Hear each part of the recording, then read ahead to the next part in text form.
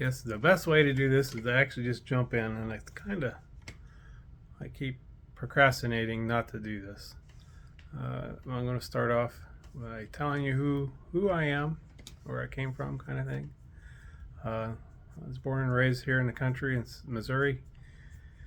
I graduated in 1989 out of Coal Camp, Missouri, and I joined the Air Force. I was just 19. I didn't really want to listen to my father when I was here at the house. I just wanted to be my own person, and I don't know, I think it kind of made him sad, I guess, my father. You know, when you're young, you have all these great ideas. You know, you're the smartest one. So in 1990, I actually joined the Air Force in the program of explosive ordnance, EOD. And when I went through basic training, I really kind of worried on my mind that here I am going in this field where I blow things up. It was exciting, but it was still scary. And I stressed my fear, and they changed my career field. It was supposed to be in electronics, climbing poles, doing power lines, and I was scared of heights, so I failed the pole climbing test. And they went ahead and gave me another option in metallurgy. Here, if I would have listened to my father told me to wait till the job I wanted, because I had the ASVAB scores to go into any field that I wanted, but I ended up just picking anything to get away from home. And I went through tech school as a machinist and welder, one in Iowa, and the other one in Aberdeen, Maryland.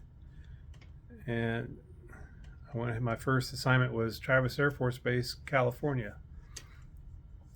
I went out there for 4 years, followed on to Kunsan, Korea. I spent a year there, and then got my assignment back near home at Whiteman Air Force Base under the B2 program. I was a B2 maintainer as a machinist and a welder.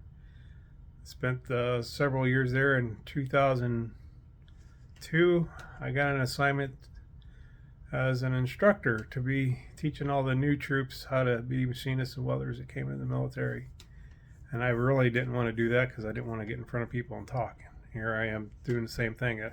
Fear of speaking, and I was an instructor for 4 years. But I guess it's a matter of integrity, service before self. Do what you got to do, and that's what I'm trying to put my effort into, is actually doing.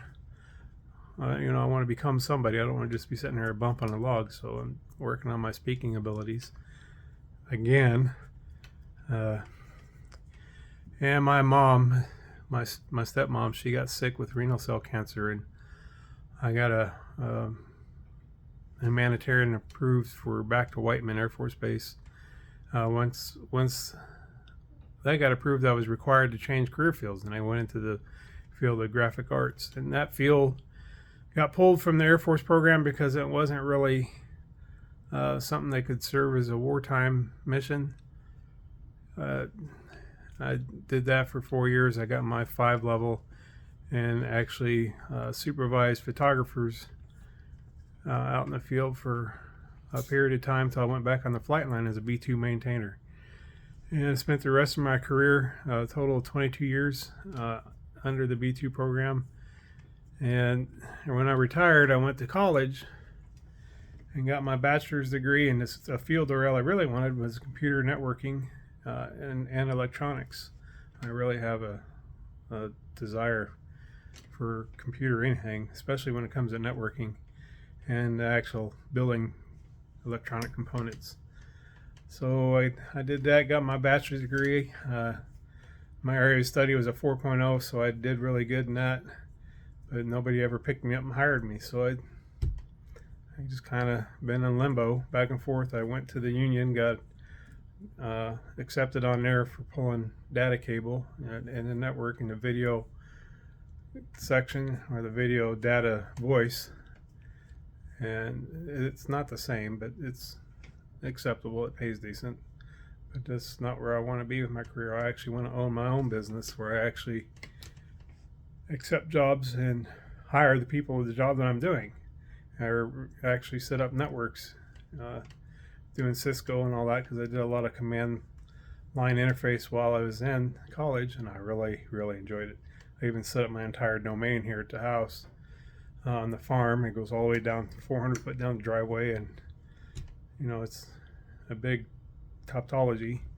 I have a phone in my garage, and down at the end of the driveway, and downstairs, and one at the lake, so you can pick up the phone and call just like you're in a business.